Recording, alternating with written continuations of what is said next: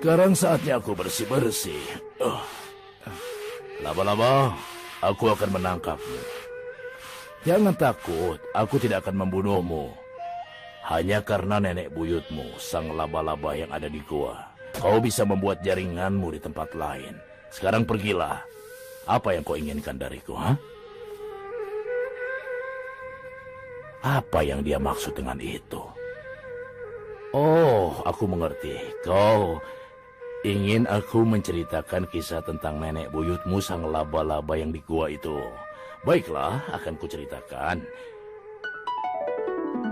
Nenek buyutmu adalah bintang utama dalam cerita ini, di mana pernah hidup seekor laba-laba di perbatasan kota suci Mekah dan di tempat yang suram, di mana di situ kehidupan para reptil sangatlah sengit, saling bersaing satu sama lain. Apa ini?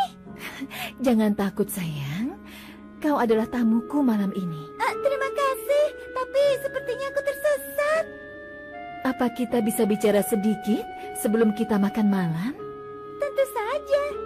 Apa yang akan kita makan untuk makan malam?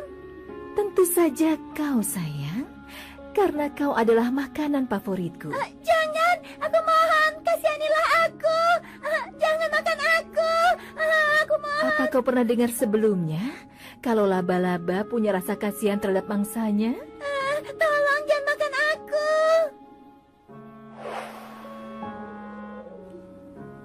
Katakan padaku, Angkap, kenapa kau memilih untuk menikahiku dalam hal tertentu? Itu karena aku tidak bisa menemukan laba-laba betina lainnya di tempat menyedihkan ini. Sekarang siapkan makan pagi untuk kita. Dulu biasanya kau yang menyiapkan makanan untukku. Inilah keunikan dari menikah. Setiap laba-laba jantan harus memburu serangga dan memberi makan betinanya. Jadi si betina menerimanya untuk menikahinya. Iya, itu benar sekali. Ayolah, mana makan paginya? Cepat. Baiklah kalau begitu. Tapi kau harus tahu satu hal. Laba-laba punya tradisi, betinanya akan memakan jantannya setelah mereka menikah. Apa? Kau bercanda? Jangan makan aku. Jangan. Itulah yang dilakukan ibuku pada ayahku. Dan ibumu pada ayahmu. Maafkan aku, suamiku tersayang, tapi ini sudah menjadi kebiasaan kita. Jangan!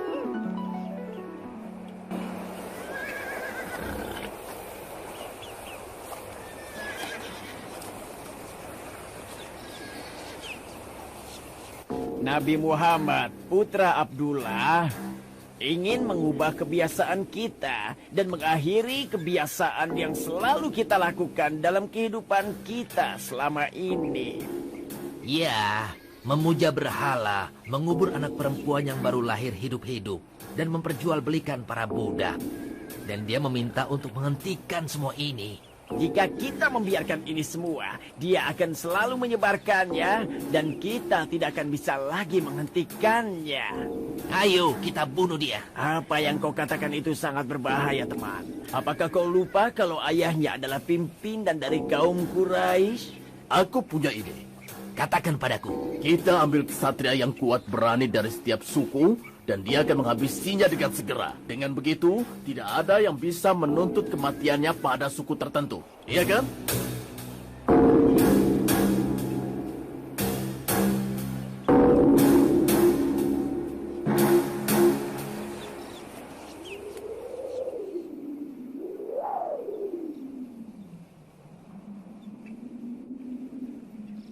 Laba-laba gua itu menemukan dirinya bertemu dengan malaikat yang berbicara dengannya dengan menggunakan bahasanya sendiri. Dan dia berkata, dengan segera dua orang yang terpercaya akan datang ke dalam gua ini dan kau akan membawa misi yang serius untuk mereka. Karena kau adalah pelindung mereka. Sesuai dengan perintahmu, tapi siapa mereka? Malaikat berkata padanya, pria yang pertama itu adalah Nabi Muhammad sallallahu alaihi wasallam dan pria yang kedua adalah sahabat hidup dan matinya. Beliau adalah Abu Bakar As-Siddiq, sahabat yang sangat dia percaya. Apa aku harus meninggalkan tempat ini supaya mereka tidak takut melihatku? Dia berkata, jangan. Kau tinggallah dan buatkan jaringmu di tempat masuknya pintu gua itu. Berapa lama waktu yang kau butuhkan? Aku butuh waktu 4 jam untuk terus memintal dengan 2 kali istirahat di antaranya. Dia berkata lagi, bekerjalah tanpa istirahat. Aku ingin jaringmu terlihat seperti sudah beberapa tahun lamanya. Kau mengerti dengan yang kumaksud?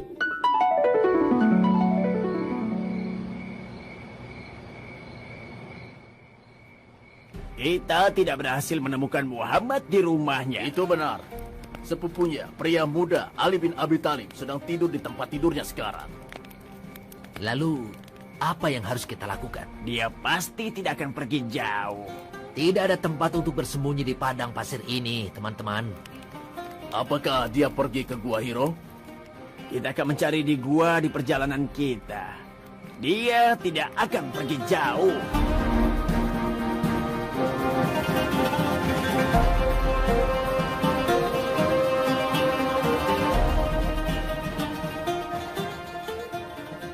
Sang Nabi masih berdoa dengan rekannya di belakangnya. Aku sudah menyelesaikan hampir semua pekerjaanku. Aku akan istirahat sebentar, dan nanti aku akan melanjutkan memintal jaringnya.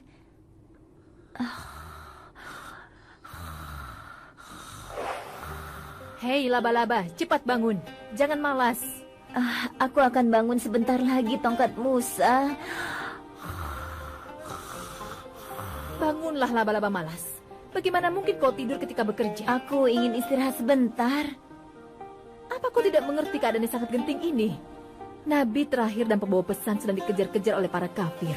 Dan mungkin mereka akan tiba sebentar lagi. Iya, baiklah. Aku akan bangun sebentar lagi. Pokoknya kau harus bangun sekarang juga. Atau kau akan merasakan rasa sakit tongkat ini. Ayo cepat bangun. 8 kakiku. Kau pantas mendapatkan yang lebih. Apa? Kau berkesempatan untuk mendapatkan penghormatan tertinggi karena sudah membantu Nabi Muhammad. Justru kau menyanyiakan kesempatan ini dan tertidur. Dasar kau itu, berani sekali kau bicara seperti itu di depanku, semut. Aku sudah bicara di depan Nabi Sulaiman dan dia tidak memarahiku. Jadi kau siapa berani melakukan itu? Kalau kau belum melarikan diri, aku pasti sudah menghabisimu. Apa ini? Ada seekor serigala yang kejam. Aku ini tidaklah kejam. Benar, aku adalah seekor serigala, tapi aku tidak bersalah. Aku telah dituduh karena sudah menghabisi nyawa Nabi Yusuf alaihissalam. Aku percaya padamu, Tuan. Yang kuinginkan adalah orang-orang percaya padaku. Kisahku akan diceritakan dalam kitab suci Al-Quran, dan kenyataan akan terungkap. Tapi jika Nabi terakhir tidak berhasil, aku akan hilang, dan kau juga hilang bersamaku. Aku akan sembunyi di balik gunung ini.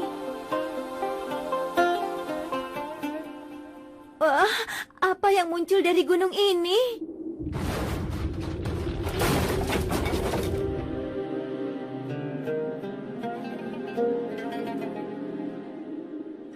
Apa kau tidak tahu aku? Aku adalah unta betina milik Soleh.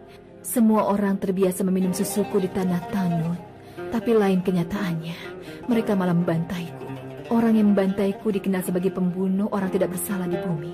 Jadi, kau tidak boleh malas-malasan dan membuatku merasakan kepedihan dari pembunuh lagi.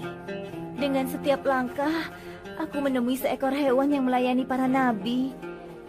Dan mereka menyalahkan kecerobohanku. Kenapa matahari terbenam secara tiba-tiba?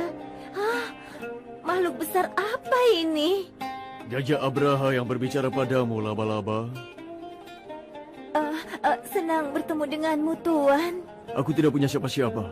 Aku hamba Allah, bukan yang lainnya. Aku menolak menjadi bagian kejahatan dalam menghancurkan Ka'bah.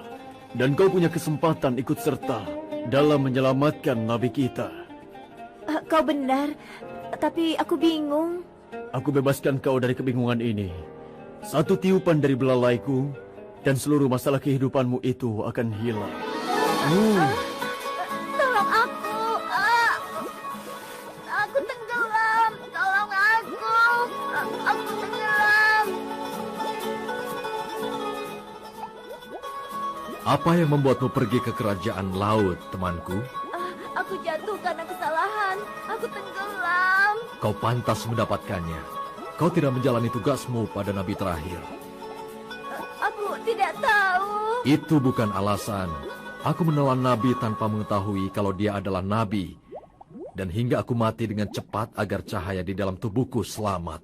Sekarang, sebaiknya pergilah.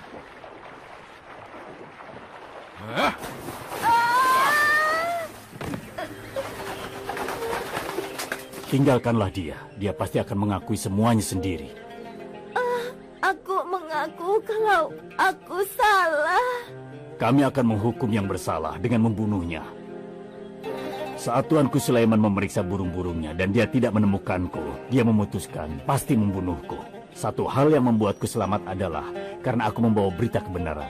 Apakah akan melanjutkan untuk memintal? Iya, aku akan melanjutkan memintal Tuan Hudhud.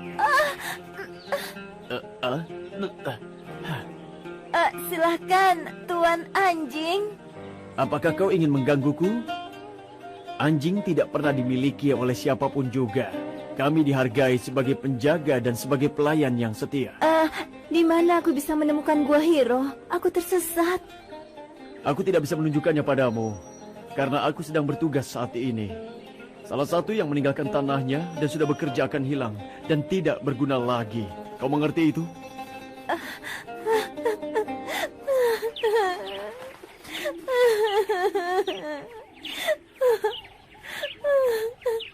Laba-laba, boleh aku tahu kenapa kau menangis?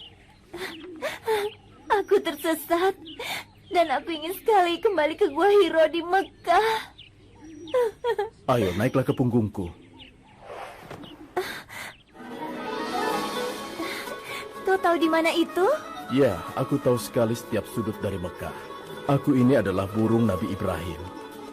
Kalau kau mencintai satu tempat, kau tidak akan tersesat di perjalananmu. Dengan cinta, kau akan bisa melakukan apa saja. Ya Allah, ini semua mimpi. Jaringnya. Aku harus cepat. Dari mana dua burung dara itu datang? Itu suara kuda dari orang kafir.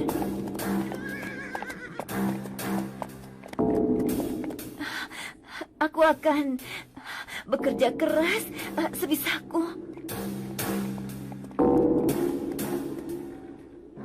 Ayo, kita masuk ke dalam gua itu dan mencarinya. Apa kau bilang? Lihatlah, jaring laba-laba yang ada di sana. Jaring laba-laba ini pasti sudah dibuat selama beberapa bulan atau beberapa tahun. Ya, dan lihat burung darahnya itu. Dia sudah mengerami telurnya. Tidak mungkin mereka bisa masuk tanpa menakuti burung darahnya. Ayo, kita pergi ke tempat lain saja kalau begitu. Aku sarankan kita tidak pergi terlalu jauh dari sini. Ayo. Kenapa burung darahnya pergi? Dan kenapa malaikat kembali ke sini? Malaikat berkata lagi padanya, pekerjaanmu sudah selesai dan Rasulullah SAW akan keluar. Tidak, Tuan. Aku mohon. Aku mencintai hidupku semenjak kedatangannya. Mati lebih mudah untukku daripada kedatangannya dari gua. Aku tahu kalau aku ini hanyalah seekor laba-laba. Tapi aku... Malaikat berkata lagi padanya, ini sudah diputuskan laba-laba. Masih ada hal yang lebih baik lagi yang harus dia lakukan. Cahaya harus pergi dari gua untuk mengisi seluruh dunia ini dan meneranginya. Disinilah dia biasa beribadah. Dan disinilah dia meyakinkan temannya dan berkata, jangan takut, Allah bersama kita.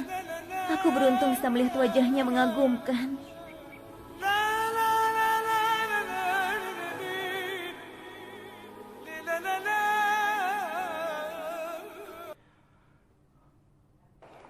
Rasulullah SAW melarikan diri dari bahaya yang sudah dipersiapkan orang kafir itu. Dan kepergiannya ini untuk menyebarkan pesan dan kebenaran serta kedamaian dan juga kebaikan. Dia memerintahkan kita untuk berbuat baik pada hewan dan memperlakukan mereka secara lembut. Dalam perjalanannya ke Mekah, dia berjalan melalui jalan yang tidak diketahui untuk memasuki Ummul Qura tanpa pertarungan. Dan satu saat dalam perjalanan dia menemui anjing budak betina. Lalu dia memerintahkan seluruh pasukannya untuk mengubah jalurnya karena dia tidak ingin menakutinya saat melahirkan nanti.